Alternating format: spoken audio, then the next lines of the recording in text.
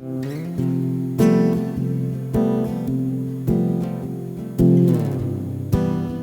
last year, I did a trek to Everest Base Camp. Have any of y'all done that? It's a mind-blowing trek. It's 14 days through, and the only way to get there is you have to walk. Okay, so you're walking for 14 days, and there are mountains everywhere. The air is crisp. Okay, the days are fantastic. You're in this unbridled nature. It's amazing. However, when you get to the evenings, it gets cold, and you're staying in these little wooden homes and houses. And the only thing that's keeping you warm is this little fire that everyone huddles around, okay? And it gets boring because it gets dark very easily. And the only thing that we had to keep us entertained for those 14 days was a pack of Uno, right? And as you know, games of Uno get very serious after a while, right? And shit got serious. It was like super competitive. And there was this group of friends and you just keep playing Uno and it was like, sometimes you'd win, sometimes I'd win, but there was always winning as the objective. A few days later, as we're trekking along, this Colombian girl joins us, and she's been trekking along with us, and she's sitting on another table. We said, why don't you join us? And she's got this curly hair and this accent, and she's like, oh, very cool. And as you know, in Uno, there are only two players that matter. The one that's sitting on your left and the one that's sitting on your right, right? Because if it's going this way, you screw this one. If it's going this way, you screw this one. That's all, right? And she comes and sits next to me. And all she does was throw draw twos, skips, draw fours, right? And it's really irritating. And it's not that I don't like losing, I really love winning, okay? And it's getting to me.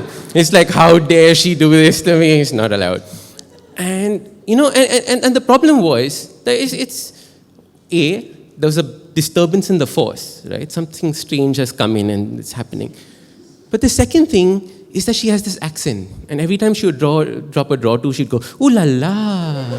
And you're like, and then a skip, and she's like, oh, I'm so sorry, my darling. And you're like, no, this is like gloating beyond belief, right? This is not allowed. So after a few games of losing, I decided to do something different, right? I said, and do you guys know which is the most dreaded card in Uno? The draw four, and the dreaded draw four, right? So I got a draw four in one of the deals, and I very mistakenly put it down on the table, for everyone to see. And everyone goes, hey, you got a draw four, pick it up, pick it up, pick it up. And it's like, oh, draw four.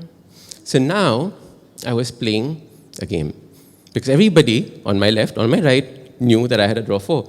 So the person had to be kind to me and not throw something that I could draw my draw four at them for.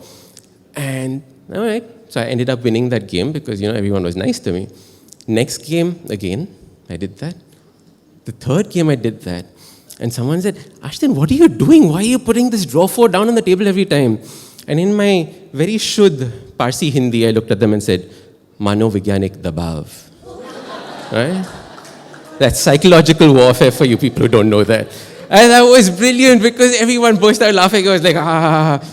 And they stopped playing Uno with me after that. But for that few moments, balance was restored to the force, right? Luck had been stopped, and I'd taken charge again. Thank you. I always think that if you had to do like, subscribe like Thakur in Sholay, how would he do it? He had no hands, he couldn't point. How would you find your way? This is what he'd do, to like, to subscribe, and to follow us.